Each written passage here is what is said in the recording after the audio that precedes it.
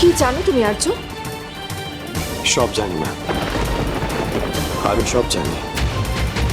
এই আসল চারু নকল চারু বলে কিচ্ছু নেই, সব সাজানো ঘটনা। চারু সে যে কেউ আসেনি, চারু মল্লিক একজন, আর ইনি হলেন চারু মল্লিক। এতদিন ধরে মল্লিক পরিবারে যে চারু সেজে থেকেছে, বা যাকে তোমরা আমার সামনে চারু সাজিয়ে রাখতে বাধ্য হয়েছ, সে আর কেউ না, সূর্যশেখর দাসের মেয়ে মিশমি দাস। তুমি তুমি সত্যি বলছো দাদু ভাই? ওই আমাদের চারু মা, মানে আমাদের চারু মল্লিক, যাকে আমরা এতদিন ধরে খুঁজে পাইনি, যাকে আমরা ভেবেছিলাম সে বেঁচে নেই, তোমার সেই মনের মানুষ, সেই চারু মাকে তুমি আগেই খুঁজে পেয়ে গেছো দাদু ভাই।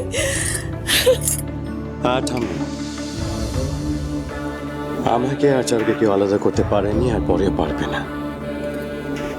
আর তুমি তো বলেছিলে যে আমরা রাজ্যটক, আমার আর চারুর জুটি স্বয়ং ঈশ্বর বানিয়েছে, ঈশ্বরের আশীর্বাদ আছে আমাদের উপর। তাহলে আমাদেরকে আলাদা করবে এটা কার সাধ্যে? প্রতিনিয়ত তোমাকে হারিয়ে ফেলার ভয় আমাকে এই কঠিন সিদ্ধান্তটা নিতে হয়েছিল আর্য। মা, আমি সব জানি মা, আর তোমার মতো মা পেয়ে ঈশ্বরের কাছে আমি চিরঋণী। আচ্ছা আর্য, আমাকে একটা কথা বলতো, তুই এসব জানলি কি করে রে? কাকিমণি, যে সত্যিটা তোমরা আমার কাছ থেকে লুকানোর জন্য এতদিন অভিনয় করে চলেছ, সেই সত্যি আমি জানলাম কি করে সেটা ভাবছো, তাই তো? হ্যাঁ সত্যি, খুব অবাক হচ্ছে, কিন্তু বিশ্বাস কর আমরা পরিস্থিতির চাপে পড়ে সত্যি কথাটা তোর কাছ থেকে লুকিয়েছি। বাণী ঠিক বলছে আর্য, তোমার ভালো ভেবে আমরা এই স্টেপটা নিতে বাধ্য হয়েছিলাম, কারণ ডাক্তারবাবু মা, আমি জানি ডাক্তার বলেছিলেন আমার যে কন্ডিশন, তাতে চারুর মৃত্যু খবর শোনালে সেটা মেনে নিতে পারতাম না, হয়তো আমাকে বাঁচানো সম্ভব হতো না। আর তাই তোমার বুকে পাথর চাপা দিয়ে এত বড় মিথ্যাটা বলতে বাধ্য হয়েছিলাম। আর ঠিক সেই সময় পিসিমণি সাহায্য নিয়ে মিশমিকে এই বাড়িতে চারু সাজিয়ে এনেছিলে। তোমরা সবাই খুব চেষ্টা করেছিলে যাতে মিশমিকে এই বাড়িতে চারু হিসেবে প্রতিষ্ঠিত করা যায়, তাই তো মা? জানো মা, দাদাভাই অনেক আগেই বৌদিমণির খোঁজ পেয়ে গেছিল, কিন্তু সেই সময় আমি আর কিছু বলতে পারিনি। পরে যখন সবটা জানতে পারলাম তখন আর কিছু লুকোইনি দাদাভাইয়ের কাছে। মানে তুমি সবটা জানতে? হ্যাঁ মা, সবটাই জানতাম, আর এখন মনে হয় ভাগ্যিস জানতাম, না হলে তো দাদাভাইকে বৌদিমণি আসল পরিচয়টা দিতেই পারতাম না। অংশু বলল তুমি চারু মাকে আরো আগেই খুঁজে পেয়েছিলে, কি করে এরকম হলো দাদু ভাই? আর থামবে, আমি বলবো, আজকে আমি সবটা বলবো। আমি চোখ ফিরে পাওয়ার পর আমি মিশমিকে কোনোদিনও চারু হিসেবে মেনে নিতে পারিনি।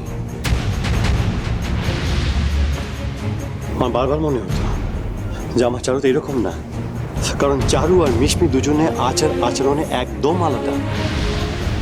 প্রথমের দিকে তাই আমি দ্বন্দ্বের মধ্যে পড়েছিলাম, কিন্তু তোমরা আমাকে কম কথা শোনাও। ঠিক সেই সময় ব্লাইন্ড স্কুলে পড়াতে গিয়ে আমার দেখা হয় চন্দ্রিমার সাথে, মানে আমাদের চারুর সাথে। আপনার নামটা? ওনার সাথে বন্ধুত্ব হওয়ার পর মনে হয়েছিল যে ওনাকে অনেক আগে থেকে বোধহয় আমি চিনি, খুব গভীর সম্পর্ক আছে আমার ওনার সাথে। তোমরা চন্দ্রিমার কথা শুনেছিলে, কিন্তু চন্দ্রিমার সাথে বা তোমার চন্দ্রিমাকে দেখোনি, তাই তোমাদের আন্দাজ হয়নি যে চারু বেঁচে থাকতে পারে। তোর সব কথাই না হয় মানলাম আর্য, কিন্তু ওকে একটা কথা বলতো, তুই তো কখনো চারুকে সামনাসামনি দেখিস না, ওর ছবি, ওকে কেমন দেখতে কিছুই তুই জানতিস না। আর তুই নিজেই বললি যে এরকম একটা সাংঘাতিক অ্যাক্সিডেন্টে চারু ওর চোখ হারিয়ে ফেলেছিল, ওর দৃষ্টিহীন হয়ে গেছিল। তাহলে তোরা একে অপরকে চিনলি কি করে? মানে তোরা কি গলার স্বর থেকে বুঝতে পেরেছিলিস? হ্যাঁ কাকিমণি, আমরা দুজনে দুজনকে গলার আওয়াজ শুনে চিনতে পেরেছিলাম। প্রথমের দিকে কিন্তু চারু এত সহজে আমার কাছে ধরা দেয়নি, নিজেকে আমার কাছ থেকে লুকিয়ে রেখেছিলেন। ওনাকে ফিরে পাওয়াটা এত সহজ ছিল না, অনেক কাঠখড় পোড়ানোর পর ওনাকে আমি ফিরে পাই। আর ঠিক এই সময় আমাকে সাহায্য করে একজন মানুষ, কে সেই মানুষ? ডক্টর ব্যানার্জি। মা, ডক্টর ব্যানার্জি আর ওনার পরিবার না থাকলে আমরা কিন্তু চারুকে আবার ফিরে পেতাম না, কারণ ওনারাই চারুকে নিজেদের বাড়িতে আশ্রয় দিয়েছিলেন।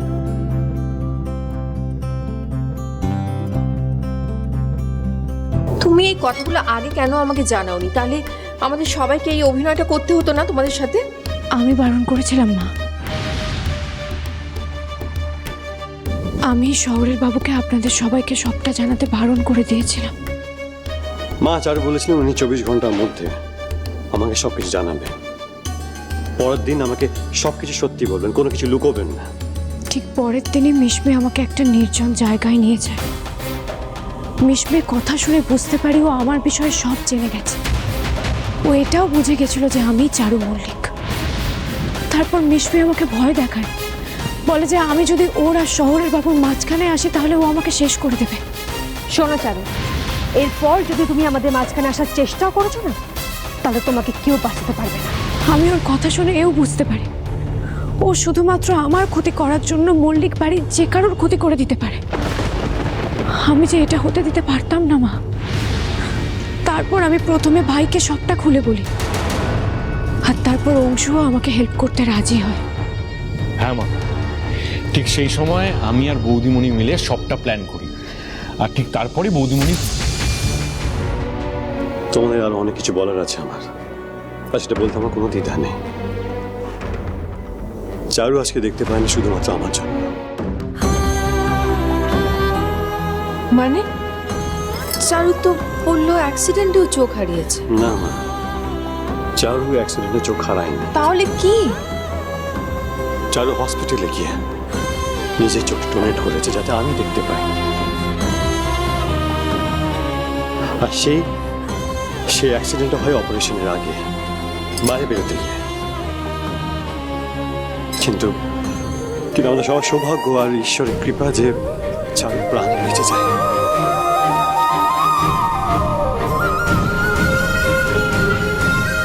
চারু,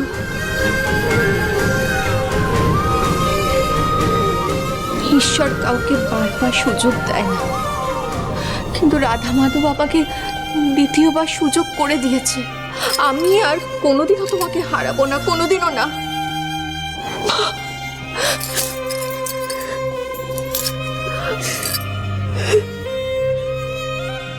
আমরা এতদিনে বুঝতে পেরেছি যে সূর্যশেখররা কতটা সাংঘাতিক। সেদিন যাতে মিশমি নামে সম্পত্তি না যায় তাই চারুর বাড়িতে ফিরে আসে ওদের বিরোধিতা করে, আর এইসব আমাদের প্ল্যানের অংশ ছিল। হ্যাঁ মা, আমাদের সামনে কিন্তু এখন অনেক বড় যুদ্ধ, আর এই যুদ্ধে আপনাকে আমাদের সাহায্য করতে হবে, আমাদের পাশে থাকতে হবে। আপনাকে ছাড়া কিন্তু আমরা কিচ্ছু পারবো না।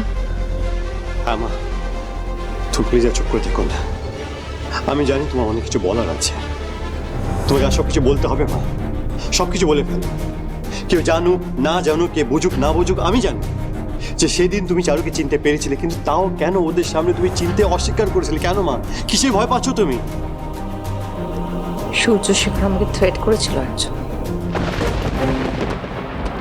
ও আমাকে বলেছিল যদি আমি সকলের সামনে চারুকে স্বীকার করে নিই তাহলে ও চারুকে মেরে ফেলবে।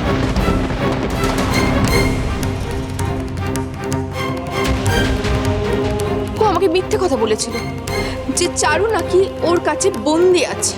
আমি খুব ভয় পেয়ে গেছিলাম। আমি একবার চারুকে হারিয়েছি, বারবার চারুকে হারাতে আমি রাজি নই। তাই আমি সকলের সামনে চারুকে অস্বীকার করেছিলাম। আর তোমার আর মিশমির বিয়ের দিন সূর্যশেখর এখানে এসেছিল। ওর কাছে একটা পেপার ছিল, আমারই সই করা পেপার। এটার মধ্যে সেই জিনিসটাই আছে যেটা তুমি নিজের হাতে মিসমিকে গিফট হিসাবে তুলে দিয়েছো। এটার বয়ানটা ঠিকঠাক আছে কিনা ভগবানের নামে সেটা দেখা তো তোমার দায়িত্ব। না দেখো, সূর্যশেখর ওখানেই থেমে থাকেনি। দশমীর দিন যখন অংশু মায়ের জন্য ফুল আনতে গিয়েছিল, সূর্যশেখর আমাকে ফোন করে আবার আমাকে থ্রেট করে। আমাকে বলে যদি আমি তখনই জগন্নাথ পাণ্ডের চেম্বারে না পৌঁছই তাহলে লোক লাগিয়ে আমার অংশুকে মেরে ফেলবে।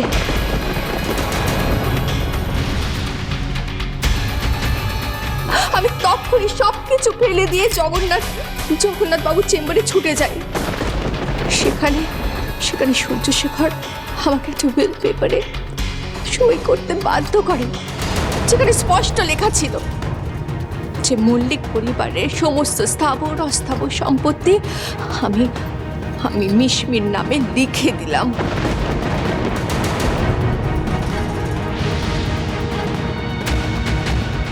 আমি জানতাম না, আমি জানতাম সূর্যশেখর দাস আপনার সাথে এরকমই একটা খেলা খেলছে। তাই আমি সেদিন আপনাকে অনুসরণ করে জগন্নাথ পাণ্ডের অফিসে পৌঁছে যাই, আর সেদিন আমি আপনাদের সব কথা শুনে ফেলি। বিশ্বাস করো চারু, আমি সত্যি খুব ভয় পেয়ে গেছিলাম। আমি ভয় পেয়ে গেছিলাম যে সূর্য আমার ছেলেদের সকলের খুব বড় ক্ষতি করে ফেলবে। আমি বুঝতে পারছি মা, কিন্তু ভয় পাবেন না। আমাদের ভয় পাওয়ার দিন শেষ হয়ে গেছে, এবার আমাদের ভয় দেখানোর পালা।